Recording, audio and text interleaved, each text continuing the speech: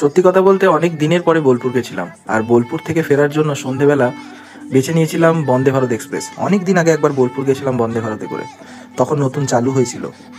এখন বন্দে ভারতে করে বোলপুর থেকে কলকাতা ফেরার পালা। স্টেশনের সামনে কিছুক্ষণ অপেক্ষা করা মাত্রই দেখলাম ট্রেন ঢুকছে।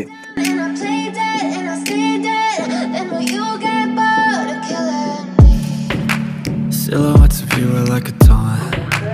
Never really know just what you want. With you I don't ever feel calm. I can feel the sweat inside my palms. Play with me like cats and a string. ট্রেনে ওঠা মাত্রই দেখলাম সামনে tray টেবিলটা বেশ পরিষ্কারই আছে। তারপরে সিটগুলোকে একবার দেখে নিলাম, আর নিচে চার্জিং সকেট সেই আগের মতনই আছে। আর তারপরে দেখলাম যে ট্রেনে নতুন ওয়াইফাই ইনক্লুডেড হয়েছে, যেটা দেখলাম যে খুবই ব্যাকডেটেড। মানে ওখানে মুভিজ অপশন, টেলিভিশন যতগুলো আছে সবই খুব ব্যাকডেটেড, এবং আমি কখনোই রেকমেন্ড করবো না যে ওগুলো দেখার জন্য। আপনি যদি মোবাইলে কিছু ভিডিও বা সিনেমা ডাউনলোড করে নিয়ে যান তাহলে ওগুলো দেখুন। তারপর আমাদের কাছে চলে এলো স্ন্যাক্সের মধ্যে দিয়েছিল অ্যাপেলের রিয়েলের জুস, তারপরে দিয়েছে একটা ইনস্ট্যান্ট মশালা টি, যেটা গরম জলে মেশালেই অটোমেটিক টি হয়ে যায়। তারপরে দিয়েছিল একটা ভেজ কেক, যেটা অনেকটা ওই কাপ কেকের মতো। তারপরে দেখলাম একটা ঝালমুড়ির প্যাকেট দিয়েছে। তো এই সবগুলোই আমি খুব একটা খাইনি, তো এগুলো আমি ব্যাগে রেখে দিয়েছিলাম। তারপরে এই টাচ লাইটটা চেক করলাম, যেটা আগে ওয়ার্কিং ছিল, মানে এটা টাচ করলে এটা জ্বলে যেত, এখন আর ওটা কাজ করছে না। তারপরে দেখলাম বর্ধমান ঢুকে গেল। তো বর্ধমানে এখন দাঁড়াচ্ছে, এখন বর্ধমানে হল্ট দিয়েছে। তো বর্ধমানে 2 মিনিট করে ট্রেন দাঁড়াচ্ছে। তারপরে আমি চলে গেলাম ওয়াশরুমে। তো ওয়াশরুমে যাওয়া মাত্রই দেখলাম বেশ নিট অ্যান্ড ক্লিন, এবং চারিদিকটা বেশ ভালোভাবেই মেনটেন করে রেখেছে আপাতত।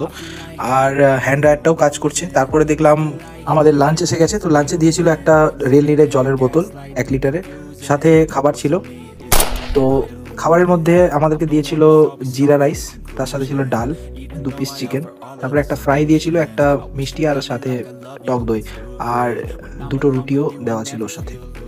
আর তারপরে আমরা দেখলাম খাবারের টেস্ট খুবই অসাধারণ ছিল, মানে ডালটাও খুব পুরু ছিল, প্লাস যে জিরা রাইসটা দিয়েছিল তার কোয়ালিটিও ভালো, এবং যে চিকেনটাও রান্না করেছিল, মানে আইআরসিটিসির কাছ থেকে এই ধরনের খাবার এক্সপেক্ট করা যায় না, কিন্তু সত্যিই খুব ভালো খাবার দিয়েছিল, এবং খাবারের টেস্ট কোয়ালিটি দুটোই খুব ভালো ছিল।